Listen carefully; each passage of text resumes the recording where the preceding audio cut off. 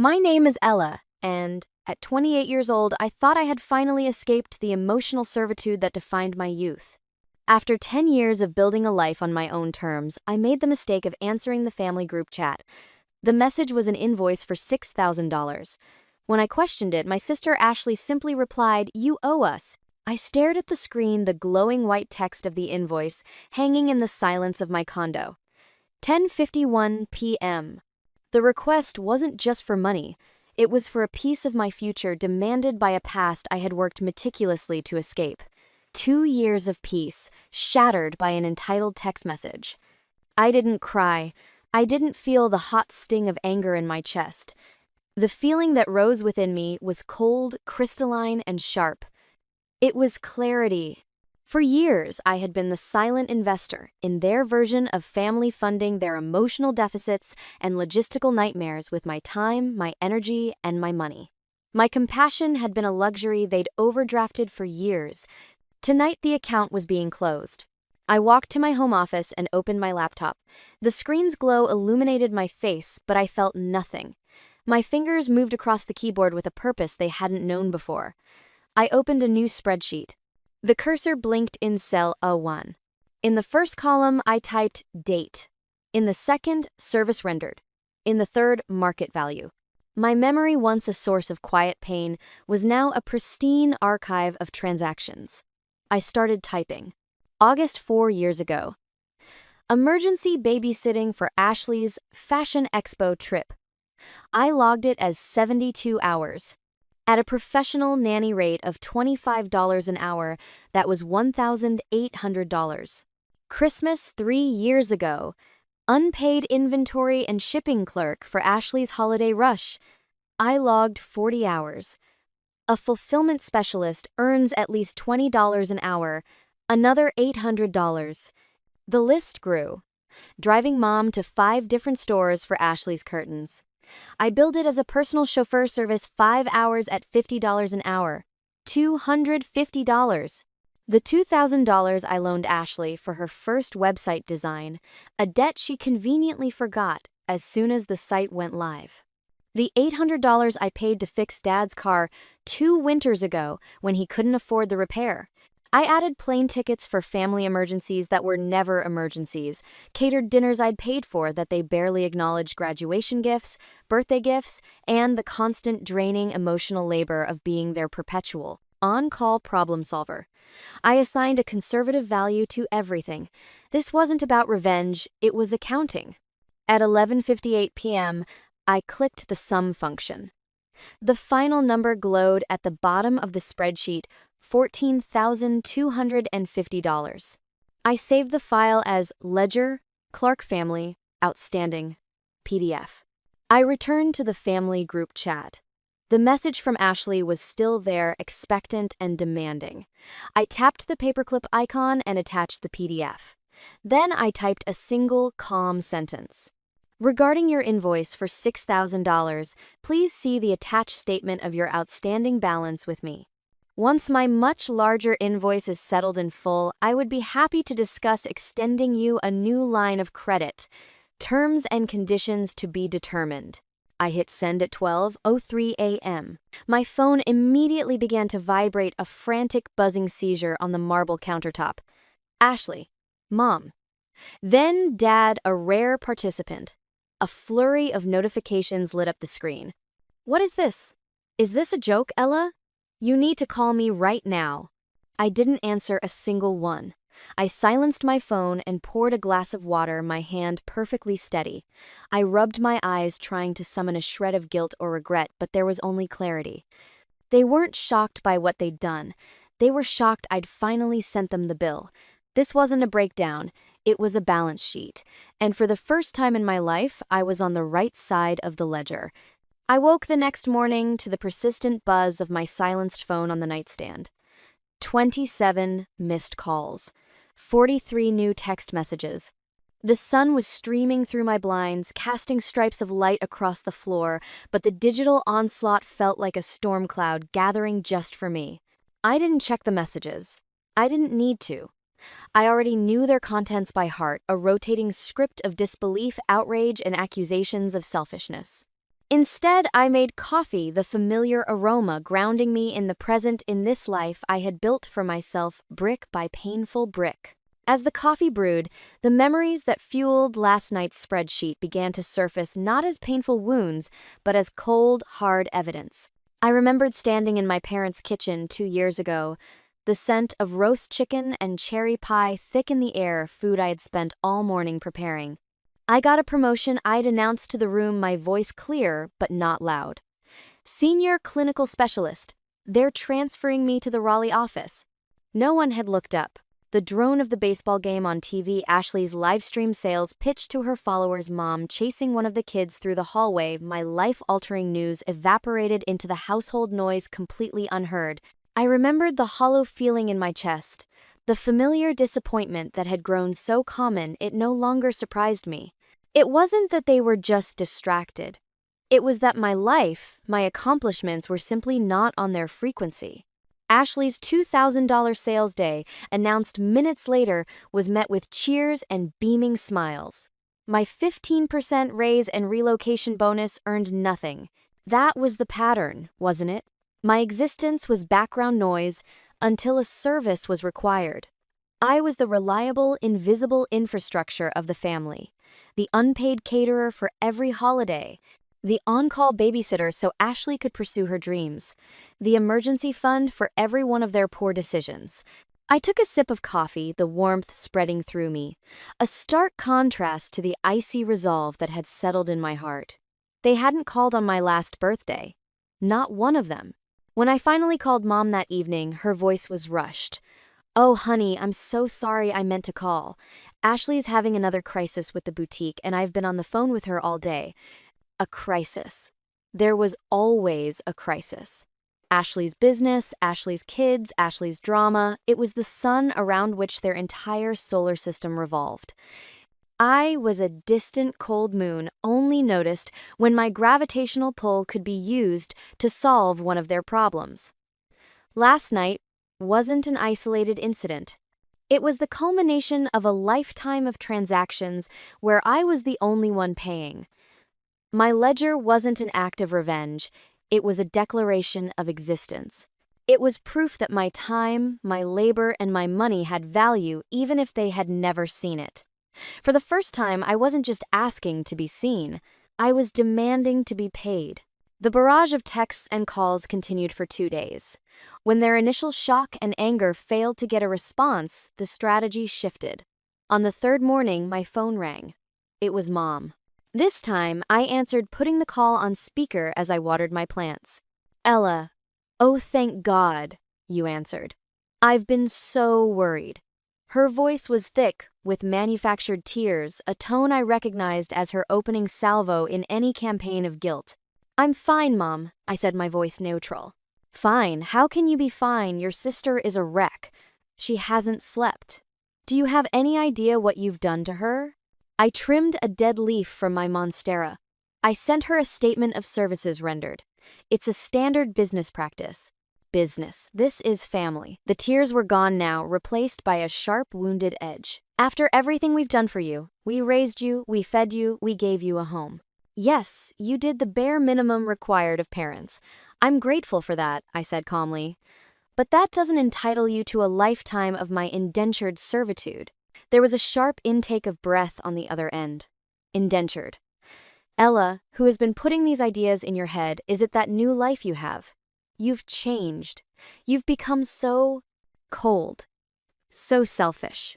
"I haven't become selfish," I corrected her gently. "I've just stopped being selfless to my own detriment. There's a difference." "Your sister needs you," she pleaded, her voice dropping to a conspiratorial whisper. "The boutique failed Ella. She's in a terrible amount of debt.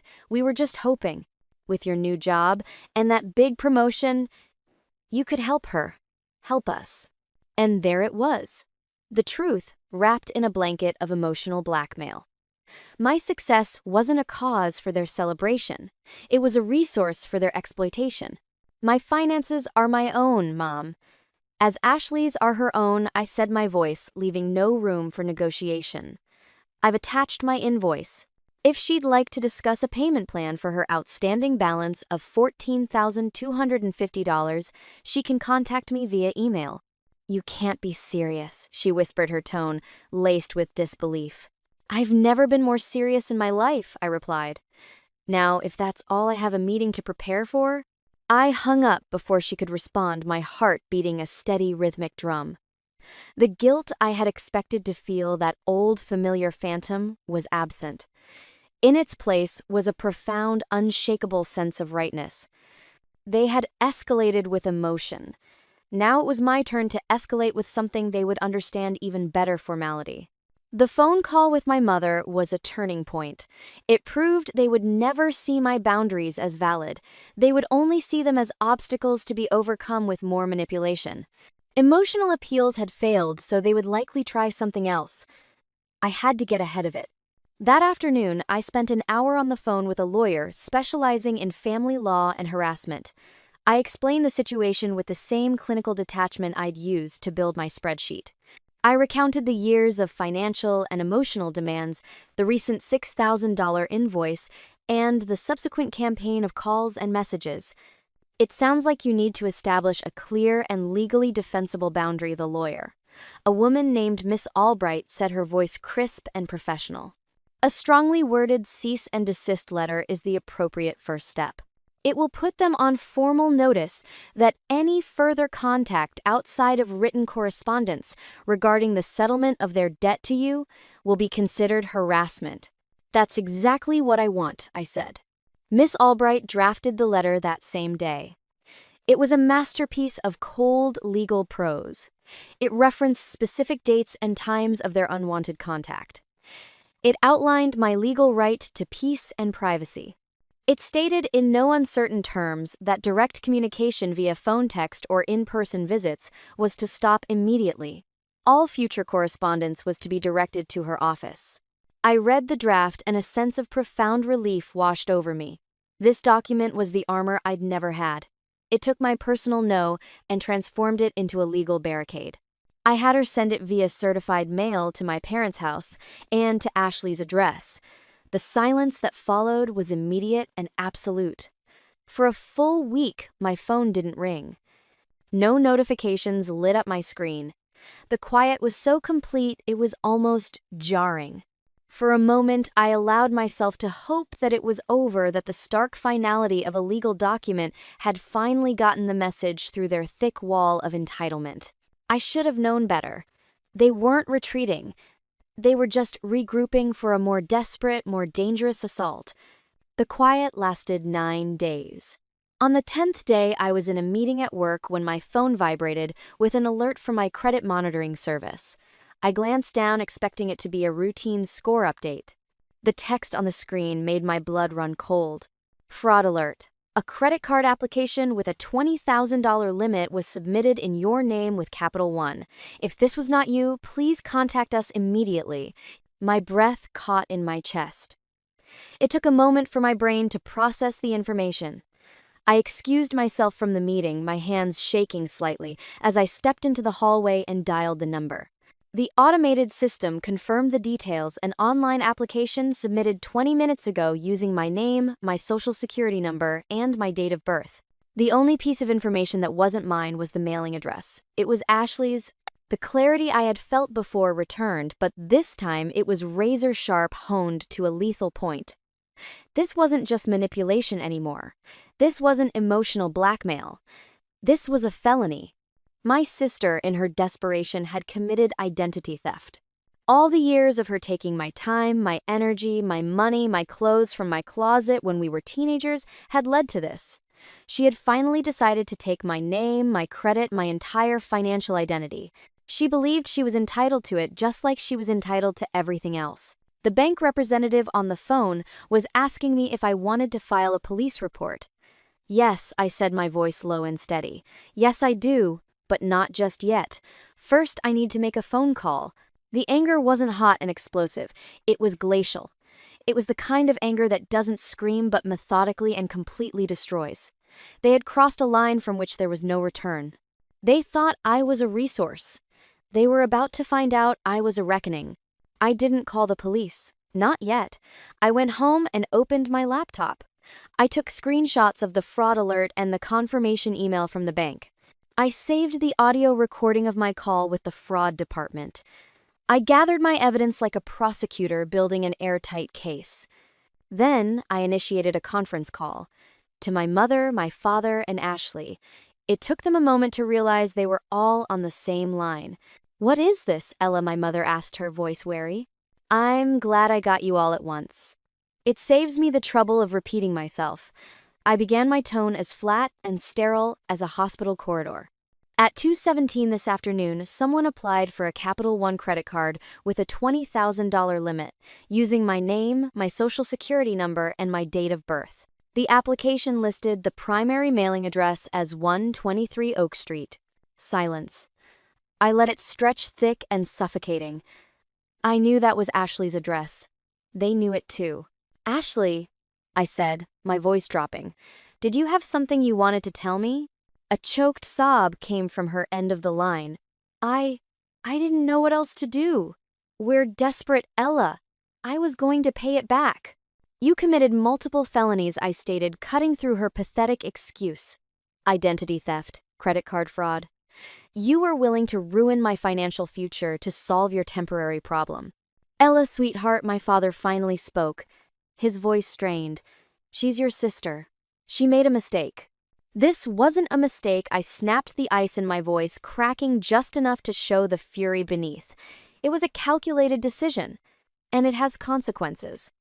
I paused, letting the weight of my words land. "So, here is what is going to happen. I am presenting you with two options. You have 1 minute to decide which one you will take." "Options?" my mother whispered. "Option A," I said, "is that the three of you will be at my lawyer's office tomorrow morning at 9 a.m. You will sign a legally binding document, a familial disassociation agreement. It will state that you will never again contact me, my place of employment, or any of my friends by any means for any reason. It will also acknowledge your $14,000 debt to me, which I will agree to forgive in exchange for your permanent and total absence from my life. If you choose this option, I will not press charges." I let that sink in. "And option B, Dad?" asked, his voice barely audible. "Option B is I hang up this phone call, the Raleigh Police Department, and hand over my file of evidence. A warrant will be issued for Ashley's arrest. She will face years in prison, and I will do everything in my power to ensure she is prosecuted to the fullest extent of the law. You have 50 seconds left to choose." The other end of the line was a chaotic mix of panicked whispers and sobs. They had spent my entire life holding all the power, leveraging my love and sense of duty against me. But in one desperate criminal act, they had handed me all the cards. They were no longer my family demanding help. They were perpetrators begging for mercy from their victim. "We'll be there," my father said, his voice heavy with defeat. "We'll sign the papers." I didn't say goodbye. I didn't say another word. I just ended the call. The next morning, they were at Miss Albright's office at 8:45. They looked smaller, diminished under the fluorescent lights of the conference room. My mother's eyes were red-rimmed, my father's face was a gray mask of resignation, and Ashley stared at the polished surface of the table, unable to meet my gaze. I didn't speak to them. I let Miss Albright handle everything. She explained the terms of the agreement with brutal clarity. They would have no claim on me, and I would have no claim on them. We were in the eyes of the law strangers. They signed, their hands trembling slightly. My father pushed the documents across the table, and for the first time in my life, I saw him not as a father, but as a defeated man who had enabled his family's toxicity for far too long. When it was done, they left without a word. I watched them go from the window. 3 people walking away from a life they had systematically tried to drain. I didn't feel triumph. I didn't feel sadness. I felt nothing but the quiet, clean emptiness of a space that has finally been cleared of clutter. Months have passed. The silence that followed is no longer jarring. It's peaceful. It's the sound of my life uninterrupted. My phone no longer feels like a potential landmine. My mornings are mine. My money is mine. My future is mine. The hole they left in my life was not a wound. It was a space that has since been filled with genuine friendships, a loving relationship, and the simple, profound joy of being the sole author of my own story. Sometimes I think about the choice I made. They pushed me to a point where my only options were to either be consumed or to cut the cord completely. I chose to save myself. If you were me, if your family ignored you for years but came back only for money, what would you do? A. Help them out of family loyalty. B. Refuse but stay in touch. C. Cut them off completely to protect your peace. Comment your choice below, because sometimes the hardest thing isn't forgiving them, it's finally stopping yourself from waiting for them to change.